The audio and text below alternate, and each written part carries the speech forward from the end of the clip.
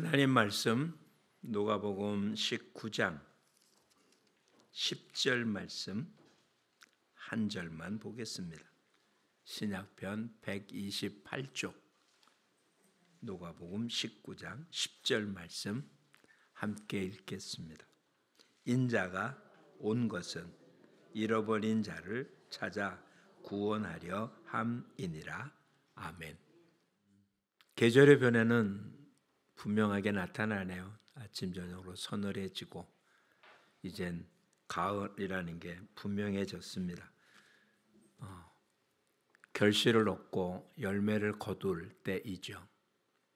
만약에 이때 결실이 없다면 어찌 보면 과거에는 가을에 결실이 없다면 1년 내내 즉 다음 해 먹을 게 없는 그런 세상이 되는 것이요. 인생에도 언젠가 이렇듯 결실을 거두고 마지막을 봐야 될 때가 올 겁니다. 한 달의 마지막이 되고 1년의 마지막이 되고 이렇게 마지막이 되도록 달력이 만들어지고 그렇게 시간을 계산하게 된 모습, 이건 바로 우리들에게 우리 인생에 그런 마지막이 있음을 기억하게 하도록, 또한 언젠가 하나님이 만든 이 세상에 그렇게 마지막이 있음을 늘 상기하도록 주어진 걸 겁니다. 만약에 그렇지 않았다면 우리는 이런 식으로 계산했어야 되거든요. 태어날 때서부터 그냥 하루, 이틀 이렇게 쉬어서 1년 되면 365일, 10년 됐으면 3650일, 20년 됐으면 7000일 이런 식으로 계산해서 너는 오냐 그러면 나는 만일 살았어, 너는 난 3000일 살았어, 이런 식으로 표현했어야 되는데, 즉 자어지 휴원을 날마다 쭉 이어갔어야 되겠죠. 근데 그렇게 안 하고 하여튼 365일이 지나면, 즉 12월 31일이 지나면 다시 1월 1일, 한 달도 30일 혹은 31일이 지나면 다시 1일, 이렇게 해서 뭔가 끝이 있음을 보여줍니다. 근데 달력의 개념이고 일상 우리의 생활은 그렇죠. 9월 30일이나 10월 1일이나 큰 차이가 없죠. 12월 30일이든 그 다음 1월 1일이 되었던 우리의 삶 자체 시간의 개념을 빼놓거나 아무런 변화가 없잖아요. 오히려 젊었을 때는 하루하루가 되는 게 점점 성장되어지는 거고, 오히려 이제 나이가 많아서는 하루하루가 지나갈수록 점점 약해져 간다는 것을 뺀다면 도대체 큰 차이가 없어 보입니다. 근데 분명 하나님 우리에게 마지막이 있음을, 또 그 마지막 때는 하나님이 우리의 일상 삶 속에 허락되어진 것들 속에 어떤 열매가 어떻게 맺히는지를 계산한다는 것을 늘 기억하고 살아야 될 것입니다. 성경에 분명히 기록하고 있잖아요. 사람이 한 번 죽는 것은 정한 것. 이것은 아담을 만들 때 이야기가 아니고요. 아담이 범죄한 이후에 생긴 하나님의 법인 거예요. 아담이 범죄한 이후에는 모든 사람이 죽어야 되는, 아니 태어날 때서부터 죽음 가운데 태어난, 이 땅에 주어진 시간 속에 자신들이 행한 행위의 만큼 심판을 받아야 될 모습으로 우리는 태어납니다. 그런 우리들이 예수 그리스도를 통하여 구원을 얻고 하나님의 자녀가 되었습니다. 이제는 심판에 이르지 않아요. 심판에 이르지 않는 대신 하나님 우리들에게 열매를 원하시는 거죠. 그런 열매가 어떤 열매냐는 겁니다. 분명 사과나무에는 사과가 달릴 거고 배나무에는 배가 달릴 겁니다. 근데 그 나무에 얼마나 많은 열매가 맺히는지, 혹은 얼마나 충실한 열매, 그런 열매가 맺히는지는 우리 각자의 삶 속에 달린 것인 거잖아요. 어떤 사과는 하나에 값을 매길 수 없이 비싼 대신 어떤 사과는 그냥 한 뭉치에 얼마 이렇게 팝니다. 똑같은 사과인데 어떤 건 포장이 잘 돼서 엄청 비싸고, 어떤 사과는 그냥 한 개씩은 팔지도 않는 그냥 뭉텅이로 모여서 얼마 이렇게 팝니다. 여러분은 올 한 해 벌써 10월 20일입니다. 이제 남은 게 겨우 2달 열흘 남은 거예요. 올 한 해 산 모습에서는 여러분의 삶은 얼마짜리 열매가 맺히고 있습니까? 올 한 해 산 모습에서 여러분들은 정말 평균 이상의 열매를 맺힌 삶이었습니까? 아니면 평균보다 못한 열매를 맺고 있습니까? 아직은 오늘이라는 시간이 주었다는 이야기는 아직 우리한테 기회가 있다는 것입니다. 잘못됐고 부족하고 모자랐던 것은 아직은 그것을 메꿀 수 있고 키울 수 있고 더 잘 있게 할 수 있는 기회가 있습니다. 또 반대로 여지껏 했던 모습들을 모조리 까먹을 수 있는 시간이기도 한 것입니다. 오늘이 지금까지의 모습에서 더 발전된 모습이 될 수 있는 오늘이 되기도 하지만 어찌 보면 오늘이 여지껏 지난 9개월 20일 동안 애쓰고 수고했던 것을 다 까먹는 날이 될 수도 있는, 그러니 우리 매일매일이 결코 지나간 과거의 모습을 까먹거나 그런 게 아니라 날마다 성숙되고 성장되고 더 기뻐하시는 모습이 되는 그런 삶이 되기를 축복합니다. 그러니 이런 가을 겨울을 맞을 때 우리는 항상 생각해 봐야 될 게, 나는 과연 지금 어떤 열매를 맺고 있는지를 한번 되살펴 보면서 그렇게 새로운 다짐을 하는 시간들이 될 수 있기를 축복합니다. 구약 성경 가운데 출애굽기가 있습니다. 이집트에 400여 년 동안 종노릇하던 이스라엘 백성들이 하나님의 은총 가운데 구원받는, 그래서 애굽에서 나왔다고 해서 출애굽기라고 불려지는 이 출애굽기는 크게 두 가지로 나누어집니다. 19장까지는 출애굽하는 과정, 어떻게 출애굽이 됐고 출애굽한 모습이 어떻게 됐는지, 그래서 시내산에 머물 때까지의 모습이 기록이 됩니다. 그 다음 20장부터는 이제 시내산에서 머물면서 율법이 주어지고 성막을 만들고 1년 동안 머물고 있었던 이야기가 기록이 돼요. 근데 출애굽기라면 출애굽에 대한 이야기를 쓰는, 애굽에서 건짐받은 하나님의 백성의 모습, 이것으로 충분하잖아요. 근데 그 내용보다는 그 뒤에 성막을 만들고 율법이 지어지는 얘기가 오히려 주 이야기입니다. 다시 말하면 애굽에서 건져서 하나님의 나라 이스라엘을 만드는 것은 그들이 하나님의 백성으로 이 땅을 어떻게 살아가느냐에 달려 있는 것이었거든요. 우리가 예수를 믿고 구원 얻었습니다. 출애굽기로 얘기한다면 1장부터 19장까지 얘기인 거예요. 예수를 믿음으로 사단의 올무에서 벗어났고 지옥으로부터 건짐받아서 천국 백성이 된 거예요. 그런데 천국 백성이 된 사람은 이렇게 살아라 라고 보여준 게 율법이고, 이렇게 하나님을 만날 수 있다 한 것이 성막인 거예요. 그런 삶을 통해서 약속의 땅 가나안에 들어가게 되는 거죠. 오늘 저와 여러분은 이미 하나님의 백성이 됐으면 틀림이 없습니다. 이게 완성이 아니고요. 진정한 출애굽은 하나님의 자녀가 된 게 완성이 아니라 하나님의 사람으로 사는 것이 완성의 과정인 거예요. 주님이 이 땅에 오셔서 하신 일이 뭐라고 말씀하십니까? 마가복음에는 이렇게 기록하고 있었습니다. 나는 섬김을 받으러 온 것이 아니요 섬기러 왔고 많은 사람의 대신 죽으려고 이 땅에 왔다. 예수님이 이 땅에 오신 이유는 섬기러 오셨고 우리를 대신하여 죽으러 오셨습니다. 그런데 오늘 본문 속에 주님이 이 땅에 온 것은 무엇 때문에 왔다고요? 잃어버린 자를 찾아 구원하러 왔다. 잃어버린 자를 찾아 구원할 수 있는 유일한 방법이 예수님이 십자가에서 죽으시는 일이었어요.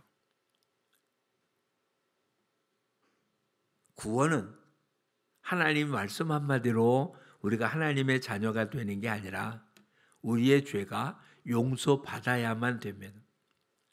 죄 때문에 에덴에서 쫓겨난 거잖아요. 우리의 죽음은 죄 때문에 오는 거잖아요. 죄의 싹은 사망이니까. 한 번 죽은 뒤에 심판을 받는 이유도 다른 게 아니라 우리의 죄 때문이잖아요. 죄 문제를 해결하지 않는 한 결코 아무것도 할 수 없으니까 그 죄 문제를 해결하는 것, 죽음의 문제를 해결하는 것, 죄값을 지불하는 거예요. 그래서 우리가 죽으면 죄값이 지불되는 거죠. 죽어서 지옥 가면 죄값이 지불되는 겁니다. 근데 그렇게 되면 우리는 아무도 구원 못 받잖아요. 그러니까 예수님이 저와 여러분의 죄를 대신하여 십자가에 죽으심으로 죄값이 지불되고 우리는 그 은혜로 인하여 지옥에 안 가고 천국 가는 특권을 누리게 된 게 우리의 모습이죠. 그런 우리들이 이 땅을 살아가는 것은 이제는 하나님 백성다운 삶을 사는 거거든요. 우리가 아는 대로 빛과 소금의 역할을 하라. 이게 하나님의 사람이 이 땅을 살아가는 방법인 거예요.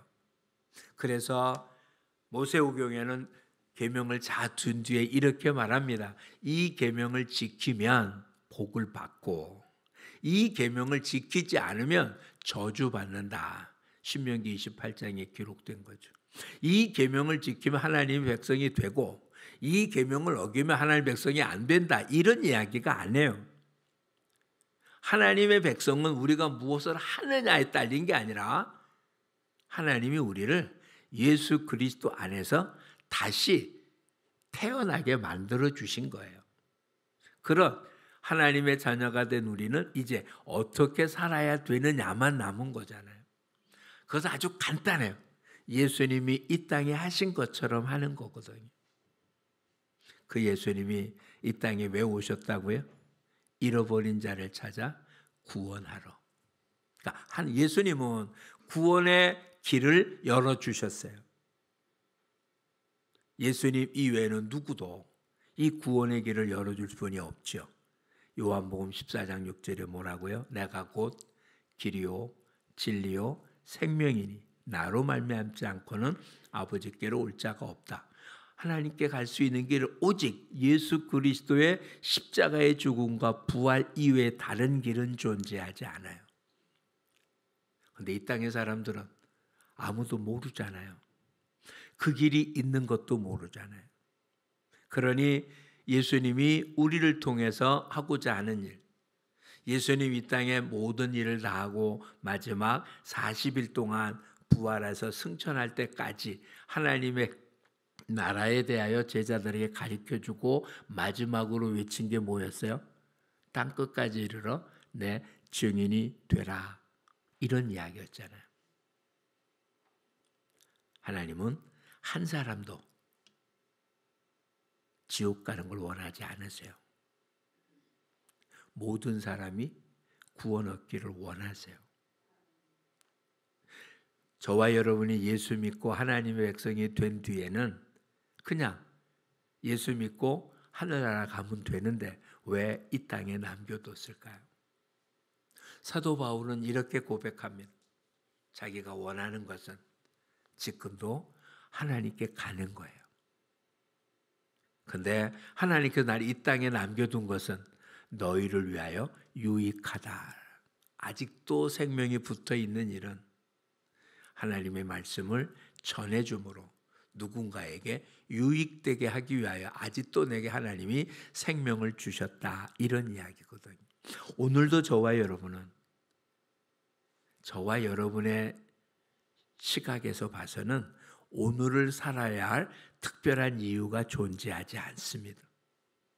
물론 자녀가 있고 하는 일 있고 등등 이래서 이건 그냥 우리 생각이고요. 실제로 살펴봤을 때는 하나님이 저와 여러분에게 생명을 그냥 연장시켜 준 거잖아요. 지난밤 잠자다가 숨을 그냥 멈춰버리면 그만이었잖아요. 지난밤에 여러분 숨 쉬려고 애써 보셨습니까? 안 그랬잖아요. 어찌 보면 우리가 잠잔다는 것은 죽은 자와 방불했잖아요. 잠드는 동안 무슨 알아본 거 있습니까? 아무것도 없죠. 내 스스로 숨 쉬려고 애써 본 적도 없잖아요. 잠자는 동안 하나님의 숨을 거둬버렸으면 끝나는 거잖아요. 근데 그렇게 안 하셨다고요. 그냥 오늘을 더 허락하셨어요. 왜? 주님은 저와 여러분을 통해서 잃어버린 영혼을 찾기를 원하셨어요. 그런데 저와 여러분이 그 일을 감당하지 않으면 먼저 하나님이 아파하세요.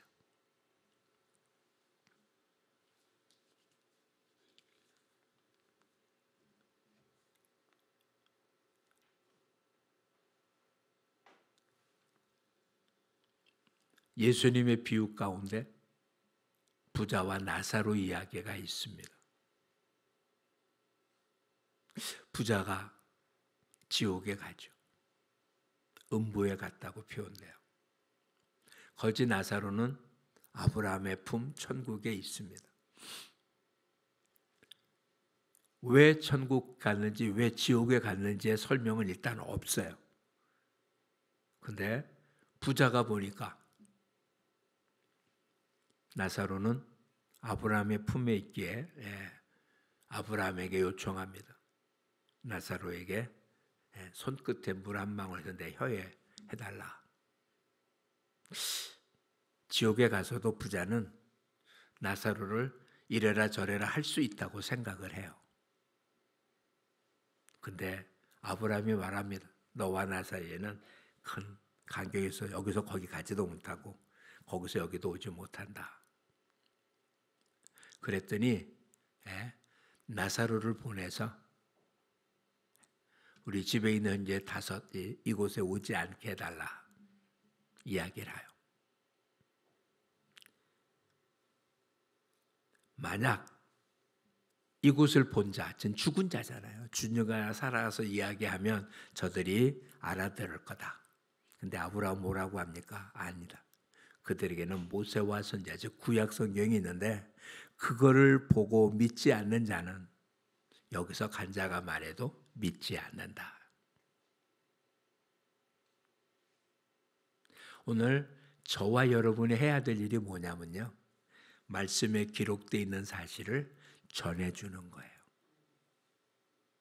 이 말을 듣고 믿는 자는 구원을 얻고 우리가 전한 말을 듣고 믿지 않으면 구원을 못 받아요. 그래서 사도 바울은 고린도 교회 보낸 편지 가운데 하나님은 전도의 미련한 것으로 구원을 얻게 하는 게 하나님의 뜻이래요. 누군가가 구원 얻고 못 얻고는 무엇에 달렸다고요? 전도의 미련한 것. 전도, 도를 전하는 거예요. 복음을 전하는 거예요. 말씀을 전하는 거예요. 이것을 통해서 구원 얻고 구원 못 얻는 것을 하나님이 정하셨어요. 그러니까 저와 여러분의 역할은 잃어버린 영혼들에게 복음을 전해주는 것, 즉 초대하는 것이 우리가 할 수 있는 유일한 일인 거예요. 천국에 대한 비유는 성경에 많습니다. 잔치 비유는 이렇게 이야기를 해요. 잔치를 베풀고 사람들에게 초대장을 보냈습니다. 근데 이들이 하나같이 핑계를 대요. 나는 밭을 샀기 때문에 돌아봐야 된다. 나는 소를 사서 이 소를 한번 사용해 봐야 된다. 나는 결혼했기 때문에 못 간다. 그랬더니 주인이 말합니다. 가서 다른 사람들을 불러. 다음 마을 사람들을 불러오면 그래도 모자란다. 그랬더니 뭐 누구나 다 그것을 채우라고 그럽니다. 초대를 받은 사람은 핑계대고 안 왔어요. 그러자 초대받지 않았던 사람들에게 가서 그곳에 오도록 한 거예요. 초대받은 사람은 유대인들이요. 유대인들이 하나님 예수의 초대를 받지 않자 나가서 이방인이라고 부른 사람들을 다 불러 그 자리를 채우는 거예요. 오늘 본문 앞에도 삭개오의 얘기가 나와요. 삭개오는 이렇게 표현하고 있습니다. 세리장이고 부자다. 이 당시의 로마는 세금을 받는 방법을 세금 액수만 정해줬어요. 즉 그 지역에 세금 내는 양. 그러면 그곳에 있는 세리는 국가에서 주는 월급이 없었어요.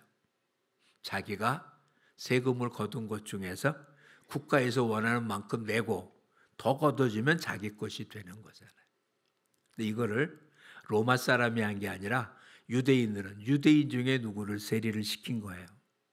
그러니 유대인들이 봤을 때 세리는 도둑놈이잖아요. 자기들한테 세금을 받아서 로마에 바치는 것도 우리로 얘기하면 일제시대 때 거기 붙은 친일파라고 욕할 만한데 이 당시 지금 삭개오는 사람들을 그렇게 손가락질 받던 사람이에요.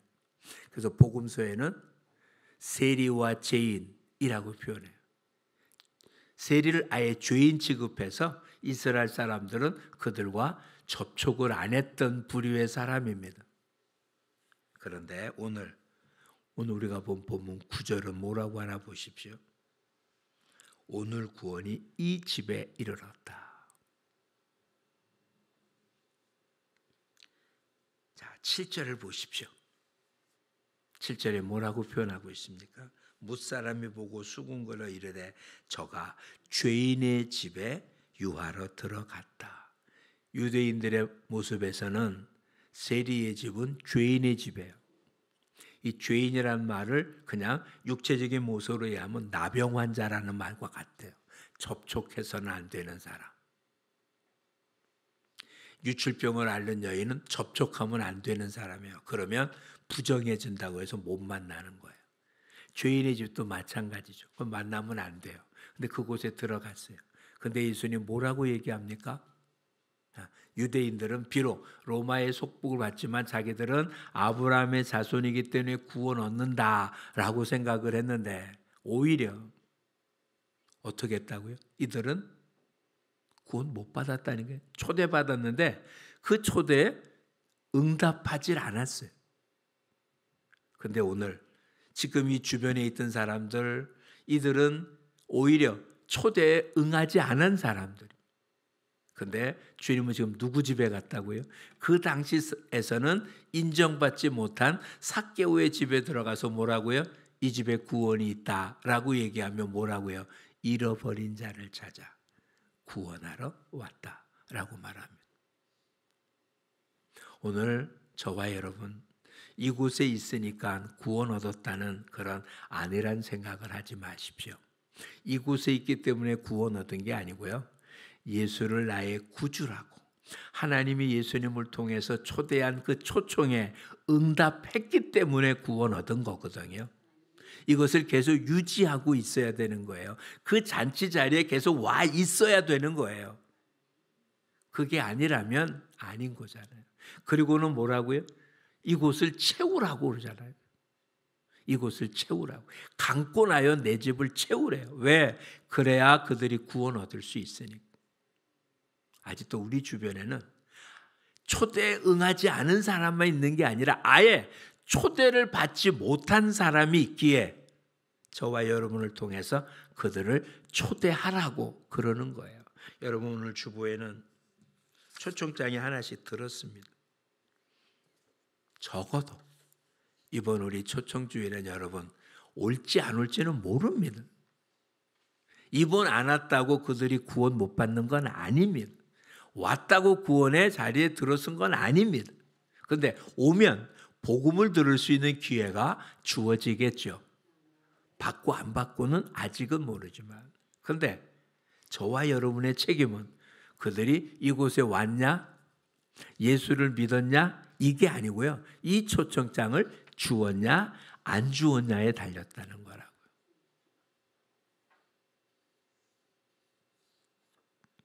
그냥 오늘 주보에 여러분 한 장씩 놓줘서 드렸어요.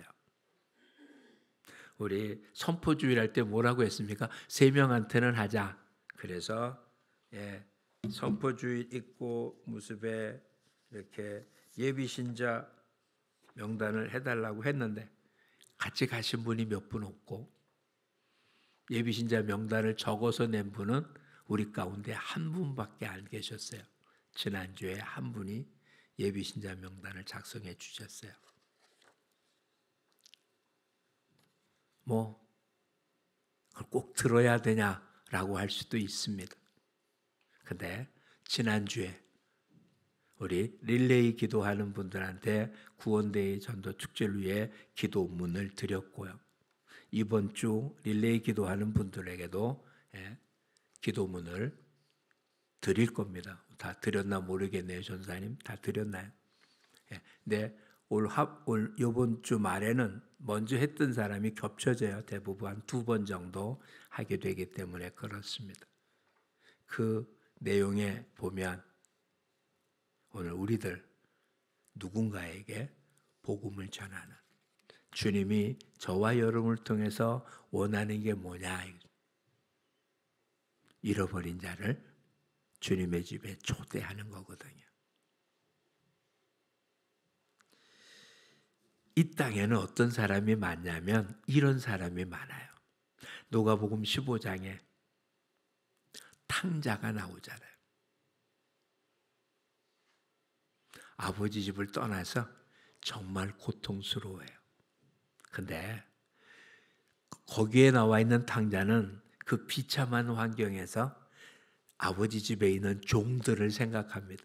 아버지 집의 종들도 편안한데 난 이곳에서 주려 죽는다. 그러니 아버지한테 가서 이제는 아들이 아니라 종으로만 써달라고 하자고 해서 아버지 집으로 오잖아요.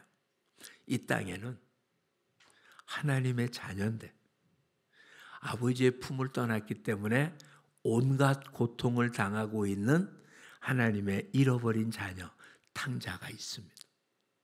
성경에 나타난 탕자는 그래도 그런 가운데도 아버지 집에 스스로 찾아왔지만 이 땅은 체면이 있었어요.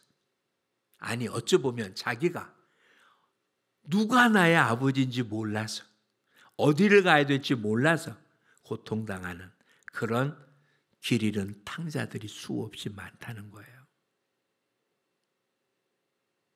겉으로는 물질이 부여해서 겉으로는 건강이 좋아서 겉으로는 가정이 화목해서 본인이 고통스럽다는 것도 못 느끼는 탕자가 이 땅에 얼마나 많은지. 왜? 심판받을 걸 모르기 때문에. 주님은 오늘 우리들에게 거저 받은 은혜를 거저 나누어 주랍니다. 잊으면 안 됩니다. 우리는 거저 받았어요. 하나님의 자녀된 것 거저 받은 거예요. 돈 주고 사지 않았습니다. 그렇게 거저 받은 은혜는 갖고 있는 게 아니라 나누어 주는 것입니다. 이스라엘의 큰 호수 둘은 우리가 매번 들었죠. 북쪽에는 갈릴리 호수가, 남쪽에는 사해가 있습니다. 이 둘은 다 헐몬산에부터 흘러나오는 물줄기에 의해서 연결이 되어 있습니다. 단이라고 하는 곳에 정말 엄청난 물줄기가 흘러서 그게 갈릴리 호수로 들어오고 갈릴리 호수에 내려간 물이 사해로 들어가게 됩니다. 같은 물줄기인데 사해는 우리가 알듯이 해수면보다 100몇 미터가 낮아요. 그러니까 사해에서는 물이 유입은 되지만 나갈 길이 없는 거예요. 계속 쌓이기만 하죠. 거기다 그 주변에는 소금 덩어리가 많은 그냥 소금 바위들이 있습니다. 아마 과거 어느 때 노아의 홍수 이전에는 거기가 바다였었겠죠. 그러니 그 속은 점점 내려가지 못하고 소금기만 남아서 우리가 잘 알듯이 사람이 둥둥 뜰 수 있는 그런 곳입니다. 근데 갈릴리 호수는 북쪽으로부터 받은 물을 계속 남쪽으로 흘러내보내요. 물이 항상 깨끗해서 고기들이 사는 거죠. 여러분, 하나님의 은혜도 그냥 모아놔두면 썩습니다.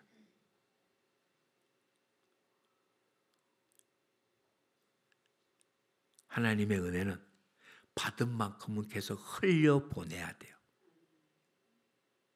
그런데 흘려보내지 않고 쌓아두면 사해처럼 받기만 하고 내뱉지 못하면 그게 받았기 때문에 물이 점점 많아지냐? 아니에요. 다 증발돼서 없어져 버리고 소금기만 점점 더 남게 되는 거예요. 오늘 저와 여러분의 삶은 에스겔서에 나타난 대로 성전 문지방에서 흐른 물로 인하여 점점 흘러서 큰 바다를, 큰 강을 이룹니다. 사람이 건너지 못할. 그래서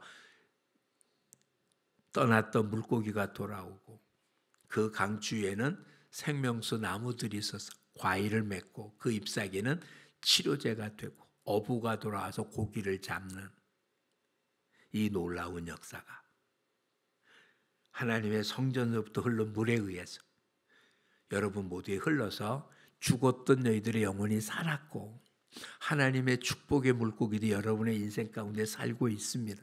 그래서 많은 사람이 그 강에서 어부들이 고기를 잡아 생계를 갖고 이 물로 인하여 자랐던 많은 나무들에서 그 과일을 먹고 그 이파리는 약이 되는 이게 교회입니다.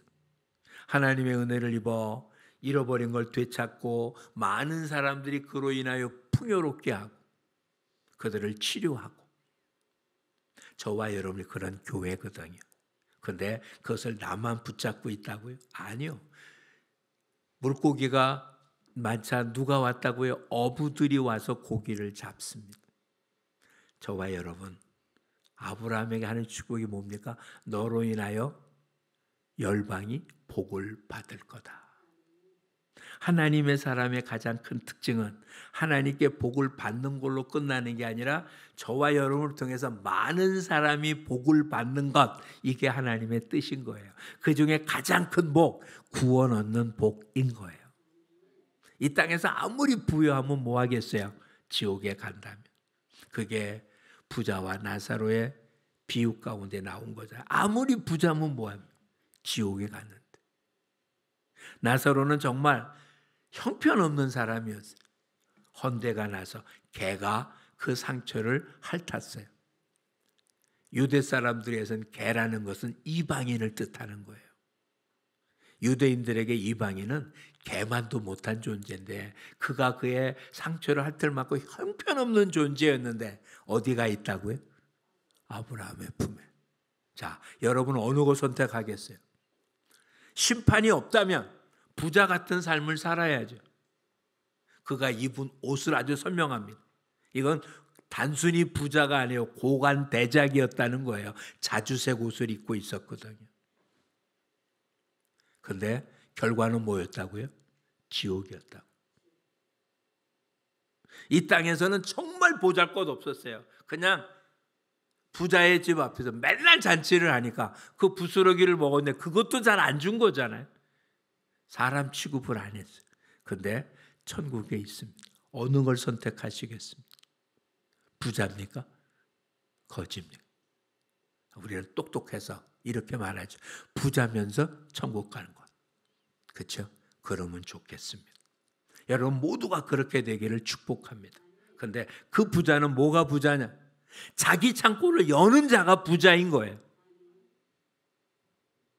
또 다른 비유를 생각해 보십시오. 3년 내 풍년이 들었습니다. 그래서 어떻게 했다고요? 창고를 계속 줬어요. 가득가득 채우고 뭐라고 말합니까? 내 영혼아 이제 먹고 쉬자. 그때 주님 그날 밤 뭐라고 한다고요? 오늘 밤 내가 내 영혼을 걷어간다면 쌓은 것이 네 것이 되겠느냐. 왜 그들을 했을까요? 누군가가 많이 쌓아두잖아요. 어느 시절에나 어렵고 힘든 사람은 존재했습니다. 풍년이 들었다고 다 배부르냐? 아니요. 풍년이 드는 해도 배고른 사람들은 존재하고 있어요.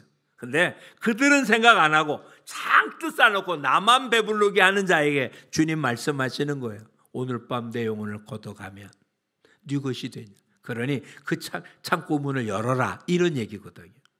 저와 여러분 하나님께 받은 은혜 그럼 이렇게 말할 겁니다.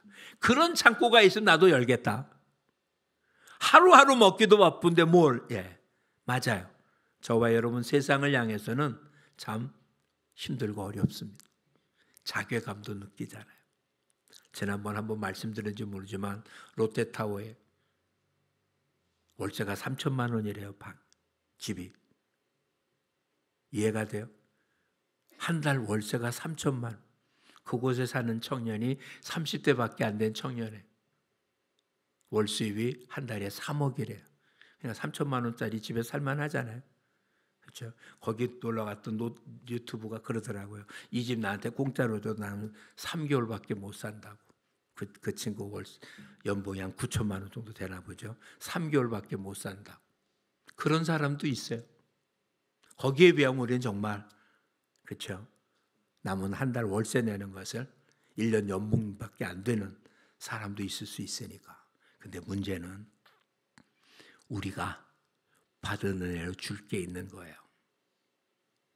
성전 미문 앞에 앉아있는 안진뱅이에게 베드로 뭐라고 말합니까?